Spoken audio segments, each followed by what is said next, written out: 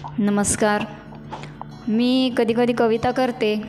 माझे वडील अतिशय उत्कृष्ट कवी आहेत आणि त्यांचे 3-4 पुस्तकंसुद्धा प्रकाशित झालेत आणि आम्हीसुद्धा त्यांची मुलं असल्यामुळे आम्हाला पण कधी कविता आठवतात आणि त्यांच्याकडूनच आम्हाला बाळकडू म्हटलं तरी चालेल. तर कवितेचं हे बाळकडू त्यांच्याकडूनच मिळालं आहे. तर मी पण एक त्यांच्यावर आणि आमच्या नात्यावर एक छान कविता लिहिली आणि ती मला तुम्हाला ऐकवावी अशी इच्छा आहे. तर सगळ्यांनी ऐका. वडील आणि मुलांची नातं. वडील आणि मुलांची नातं. बाकीच्यांचं नातं कसं आहे मला माहीत नाही, पण माझ्या वडिलांचं आणि आमच्या सगळ्या भावंडांचं नातं छान आहे. तर म्हणूनच मी त्यांच्यावर कविता लिहिली. दादा म्हणजे माझे वडील. दादा तुम्ही आहे आमचा मान, अभिमान, सन्मान आणि स्वाभिमान. दादा तुम्ही आहे आमचा मान, अभिमान, सन्मान आणि स्वाभिमान. 11/11/2011 साली त्यांना पॅरालिसिसचा अटॅक आला आणि आमची परिस्थितीच बदलली. ते गव्हर्मेंट सर्व्हिसला होते.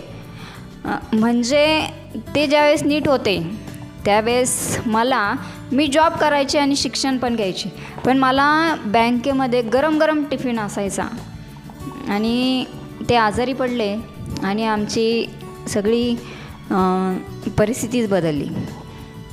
मग पुढचं कडवं ऐका. तुमच्या परिस्थितीचा फायदा घेण्याचा प्रयत्न झाला. दादा तुमच्या परिस्थितीचा फायदा घेण्याचा प्रयत्न झाला. आमच्या आयुष्याची दिशा बदलण्याचा ठरावच केला. पण आम्ही पण तुमचीच मुले. खरं ते खरं आणि खोटं ते खोटं.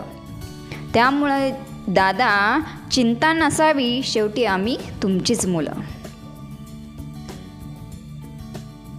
आपण समाजात पाहतो की खूप मुलं असो, मुली असो, फॅमिलीतले माणसं असो व्यसनी झालेत आणि म्हणूनच मी आभारी आहे की माझ्या वडिलांनी आमच्यावर एवढे चांगले संस्कार केले की आम्ही कोणत्याही परिस्थितीत कधी वाईट मार्गाला जाणार नाही. म्हणूनच या गर्दीत खूप लोक हताश, निराश, व्यसनी आणि हतबल झालेली आम्ही पाहतो.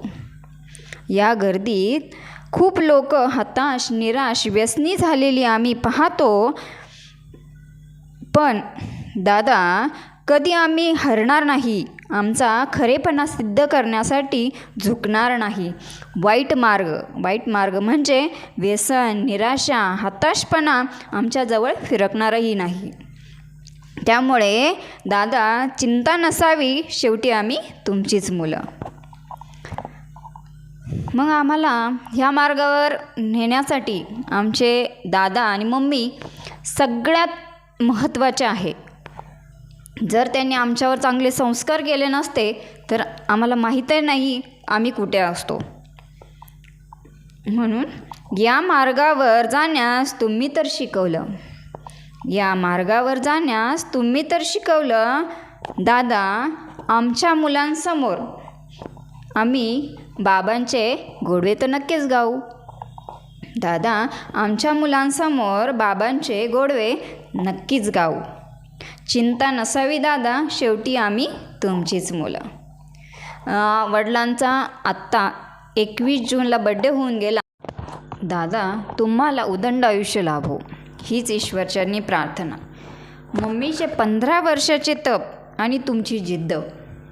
मम्मीचे 15 वर्षाचे तप आणि तुमची जिद्द याचमुळे आज तुम्ही आणि आम्ही सुखाने नांदतो आहे. दादा चिंता नसावी. तुमच्या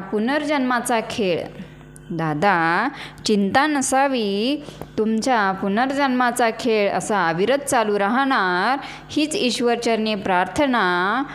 दादा तुम्ही आहे आमचा मान, अभिमान, सन्मान आणि स्वाभिमान.